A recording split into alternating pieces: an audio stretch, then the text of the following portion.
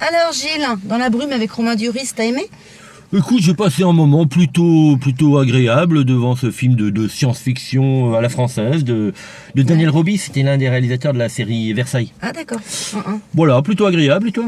Bon, écoute, moi j'étais un peu perplexe, je t'avoue, en sortant de la salle, tu vois. J'ai pas passé un mauvais ni un bon moment, mais juste le sentiment de me dire tout ça pour ça, quoi, en fait. Alors c'est peut-être à cause de l'histoire. Oui, alors donc ça se passe dans un futur proche. On a un couple de jeunes Parisiens bien sous tout rapport, Oui, mais qui ont une fille qui est malade. c'est ça. Et donc elle vit dans l'appartement de la mère, dans une bulle stérile. Et l'appart, visiblement, ils sont séparés. Son père vit dans l'immeuble d'en face. Voilà. Mais Un jour, Un tremblement de terre. Et là, une énorme brume s'échappe du sol. d'où le titre du film. Dans la brume. Et tous ceux Ils qui sont se dans la retrouvent brume. dans cette brume meurent.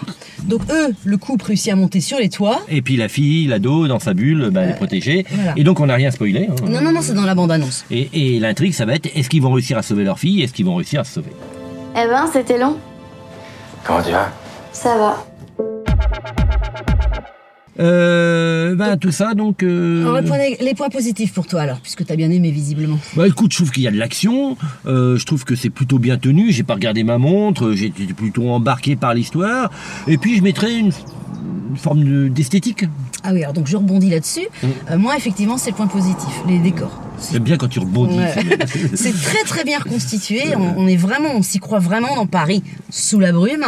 Les échoppes, le bâtiment haussmannien. Non, c'est très très bien fait. Je mettrais aussi un petit point positif à Michel Robin. Le qui vieux joue- monsieur. Ah oui, il est attendrissant, mais alors. C'est vrai que ça met une il est petite touche d'humanité là-dedans. Ouais, vraiment très très Ton bien. côté humain. Ah oui, c'est ça, ouais. Sarah, on n'a pas le choix. Il va falloir qu'on te laisse ici.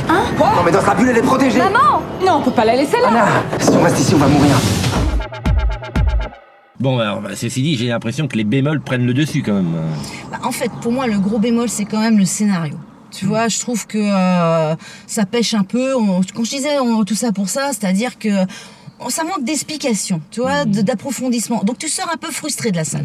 Bah, je suis un peu d'accord avec toi sur le scénario, parce que, en fait, des fois, ça manque d'explication, mais des fois, c'est aussi un peu cousu de fil blanc. C'est-à-dire qu'il y a des facilités, des trucs auxquels tu t'attends. Mais en même temps, j'ai l'impression que j'avais mieux aimé. Je me demande si c'est parce qu'en fait, t'aimes pas les films de science-fiction. Non, pas du tout. Tu vois, Ready Player One qu'on a vu la semaine dernière, j'ai Avec adoré. Spielberg, oui, ça va, t'as Oui, bien aimé. non, c'est pas. C'est vraiment le scénario, l'histoire. Ouais.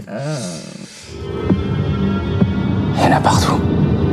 C'est à perte de vue.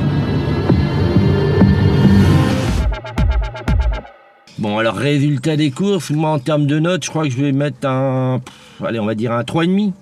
Ouais, bah écoute, moi je mettrais 3 sur 5. Ça t'arrange que je mette 3,5, tu vas me mettre 3.